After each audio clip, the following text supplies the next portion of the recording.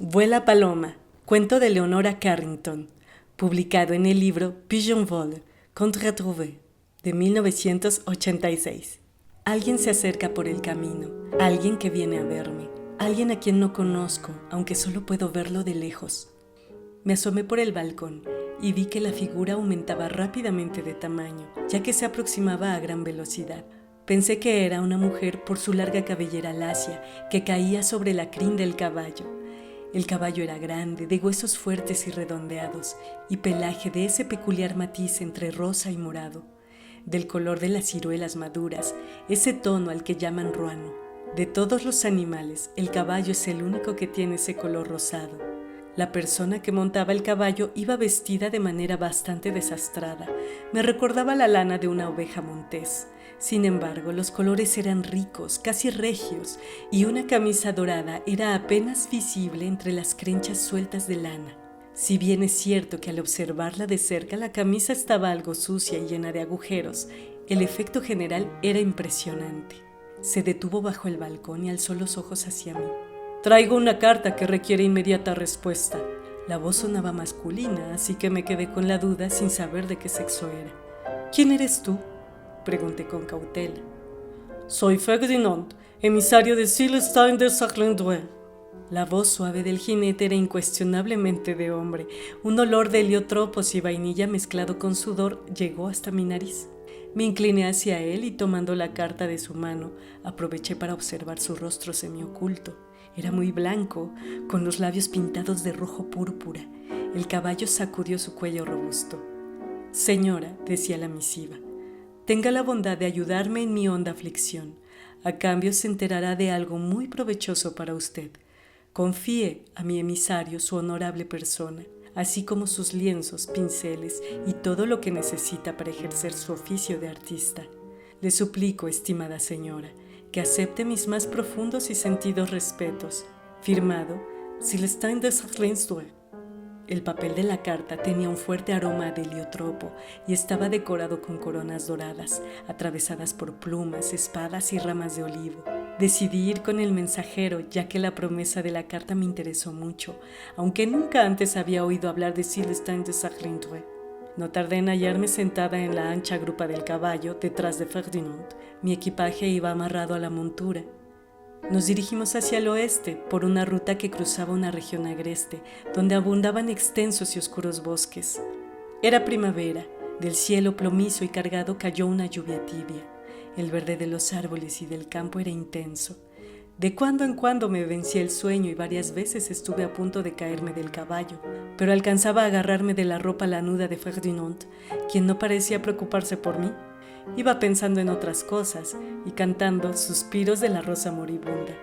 Sus pétalos fríos sobre mi corazón, mis lágrimas ardientes no pudieron calentar la suave piel de terciopelo de mi rosa, ¡ay de mi rosa! Estas últimas palabras me despabilaron por completo, ya que las gritó sin contemplaciones en mi oído izquierdo. ¡Idiota!, grité furiosa. Ferdinand se rió suavemente. El caballo se detuvo. Habíamos llegado a un patio inmenso, a unos cientos de metros de una casona de piedra oscura y amplias porciones. El lugar tenía un aspecto tan triste que me dieron ganas de dar media vuelta y regresar a casa. Todas las ventanas estaban tapiadas, no salía ni una voluta de humo de sus chimeneas, y había cuervos posados aquí y allá en su tejado. El patio se veía tan desierto como la casa. Pensé que había un jardín del otro lado de la mansión, porque vi árboles y el cielo pálido a través de un portón de hierro forjado. El portón era extraño. Tenía un ángel gigantesco de hierro forjado, sentado en medio de un círculo, con la cabeza echada hacia atrás en un gesto angustiado. A la derecha, en la parte superior del círculo, una pequeña ola esculpida en hierro fluía hacia la cara del ángel. «¿Dónde estamos?», pregunté. «¿Ya llegamos?». «Estamos en Sarlandouet», respondió Ferdinand luego de una pausa. Miró hacia la casa sin girar la cabeza. Me pareció que esperaba a alguien, algo, que sucediera alguna cosa. No se movió. El caballo estaba quieto, con la vista al frente. De pronto comenzaron a sonar campanas. En mi vida había oído tal concierto de campanadas. El eco se propagó a nuestro alrededor por entre los árboles como un líquido metálico. Los cuervos del tejado, aturdidos, alzaron el vuelo. Estaba a punto de interrogar a mi compañero de viaje cuando una carroza tirada por 4 caballos negros pasó junto a nosotros a gran velocidad, como una sombra fugaz. El carruaje se detuvo frente a la verja de hierro forjado y me di cuenta de que era un coche fúnebre suntuosamente decorado con follaje y flores en relieve. Los caballos eran de la misma raza que el del heraldo, lustrosos y con silueta redondeada, pero estos tenían un pelaje negro azulado, como la uva moscatel. La puerta de la casa se abrió y salieron 4 hombres cargando un féretro. El caballo de Ferdinand comenzó a relinchar y los caballos negros contestaron, volviendo sus cabezas hacia nosotros. Los porteadores del ataúd iban vestidos con el mismo estilo que Ferdinand. La única diferencia era el color de sus vaporosas túnicas, moradas, negras y de un profundo carmesí. Sus caras eran muy blancas e iban maquillados igual que Ferdinand. Todos tenían una cabellera larga, abundante y mal peinada, como pelucas viejas, arrumbadas en un desván durante años. Apenas había tenido tiempo de observar todo esto cuando Ferdinand le dio un fustazo a su caballo y salimos a todo galope por una avenida, levantando piedras y polvo detrás de nosotros. La carrera fue tan veloz que casi no pude mirar a mi alrededor, pero tuve la impresión de que atravesábamos un bosque. Al final, Ferdinand detuvo al caballo en un claro rodeado de árboles. La tierra estaba cubierta de musgo y flores silvestres. Había un sillón a unos metros de nosotros, tapizado de terciopelo verde y malva. «Desmonte, por favor», indicó Ferdinand. «Coloque su caballete a la sombra. ¿Tiene sed?». Contesté que sí me apetecía algo de beber y me deslicé del lomo del caballo. Ferdinand me ofreció una cantimplora que contenía un líquido muy azucarado. «Están a punto de llegar», continuó mirando hacia la espesura del bosque. «Pronto se ocultará el sol. Ponga su caballete aquí, donde va a pintar el retrato». Mientras me dedicaba a instalarlo, Ferdinand le quitó la brida y la silla al caballo y se echó en la tierra, con el caballo junto a él. El cielo se volvió rojo, amarillo y malva. Luego la luz fue disminuyendo y comenzó a llover, con goterones que caían sobre mí y sobre el lienzo. «Ya llegaron», afirmó de pronto, en voz alta. Pronto el claro se llenó de gente que llevaba velos y lucía más o menos como los porteadores del féretro. Eran alrededor de 40 personas que formaron un amplio círculo en torno de mí y de la butaca. Hablaban entre sí en voz baja y de vez en cuando alguno de ellos lanzaba una carcajada estridente. Poco después se oyó una voz alta y clara detrás del círculo. «Así, Gustav. No, amigo mío, más a la izquierda». «¿Quién iba a pensar que fuera tan pesada?», susurró otra voz. «Y eso que no estaba gorda». Las risas sonaban como balidos de ovejas, y mirando a mi alrededor tuve la vívida impresión de que me rodeaba un rebaño extraño de ovejas vestidas para un tétrico ritual. Parte del círculo se hizo a un lado, y los 4 hombres que ya había visto entraron de espaldas transportando el ataúd. Un hombre alto y delgado los siguió, hablando con voz alta y clara. «Pónganla junto al sillón. ¿Ya lo perfumaron?» «Sí, señor de Saint-Lindre, siguiendo sus órdenes». Observé atentamente al caballero. No podía ver su cara, aunque sí distinguía una de sus blancas manos, haciendo ademanes como la trompa de un elefante.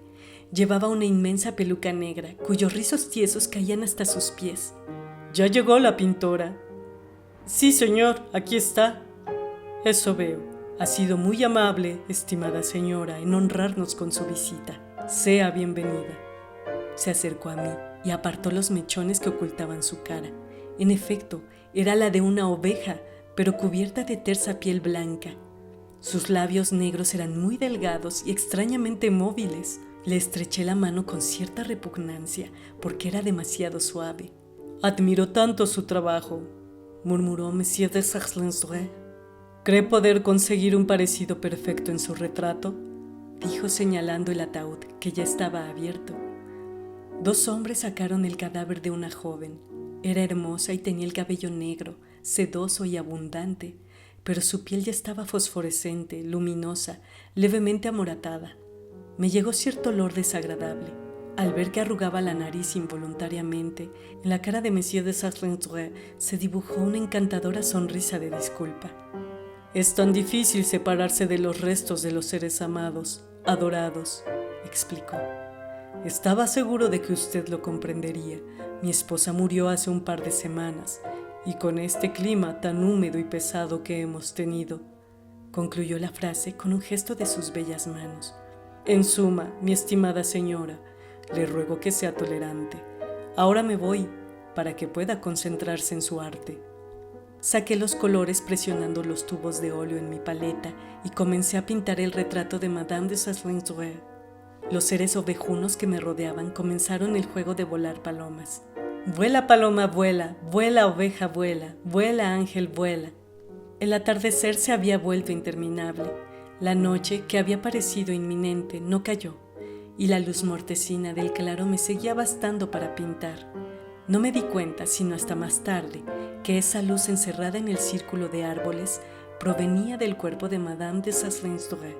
El resto del bosque estaba en completa oscuridad.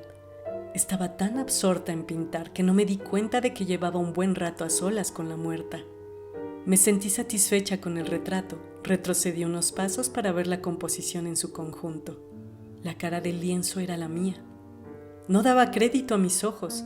Sin embargo, al comparar el modelo con el retrato, no cabía duda de su fidelidad.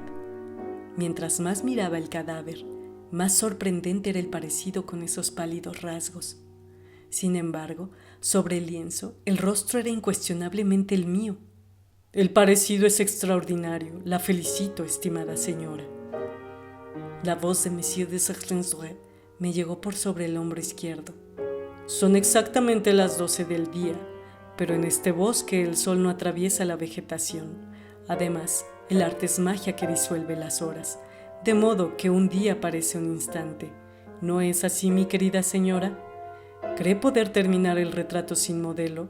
Como usted comprenderá, mi pobre esposa lleva muerta 3 semanas. Debe ansiar el bien merecido reposo.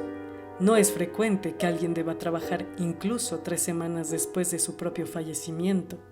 Dejó escapar una risilla para subrayar su chiste. Puedo ofrecerle una habitación agradable y bien iluminada en Orléans. Permítame llevarla en mi coche.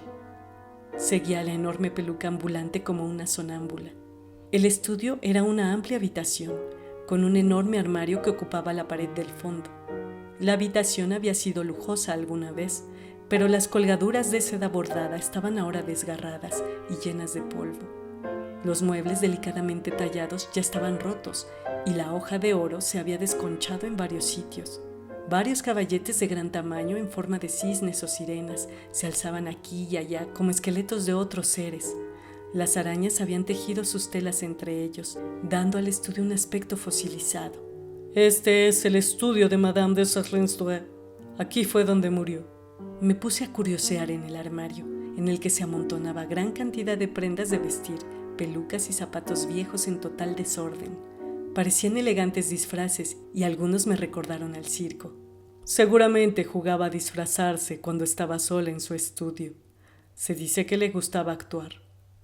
Entre mis interesantes descubrimientos no fue menor el de su diario, encuadernado en terciopelo verde. Llevaba su nombre en la primera página, escrito con una letra cuidada, pero curiosamente infantil. Agathe de Sassenfeld. Favor de respetar este libro. Su contenido está destinado únicamente a Elinor. Y al pie su firma.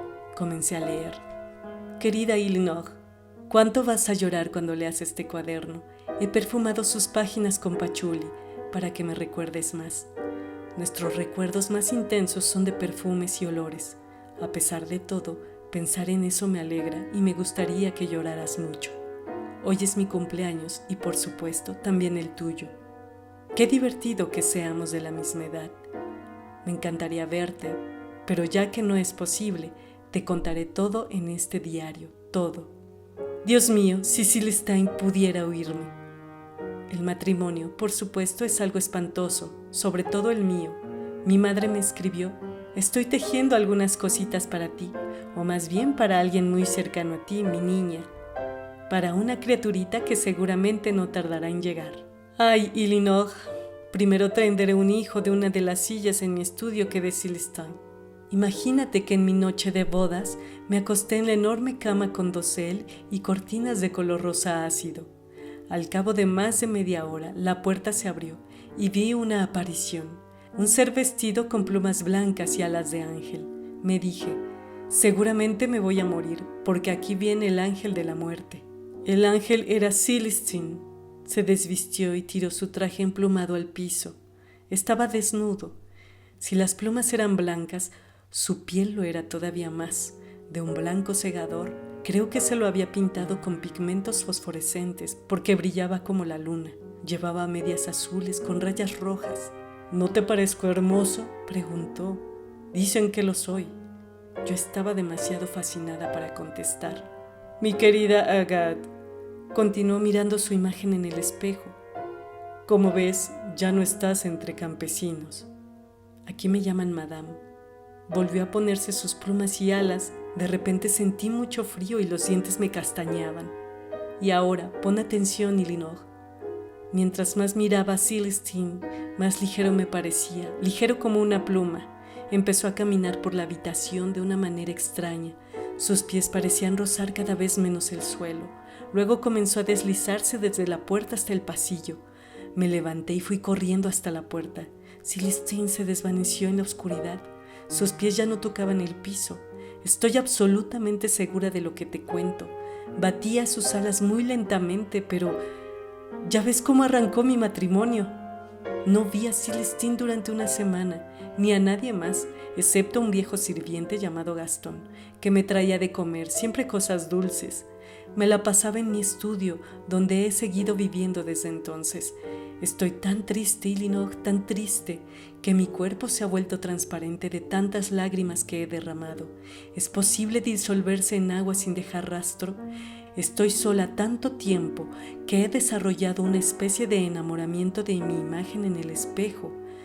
Pero, Elinor, lo peor de todo es que últimamente me cuesta cada vez más verme en el espejo. Sí, es horrible, pero es verdad.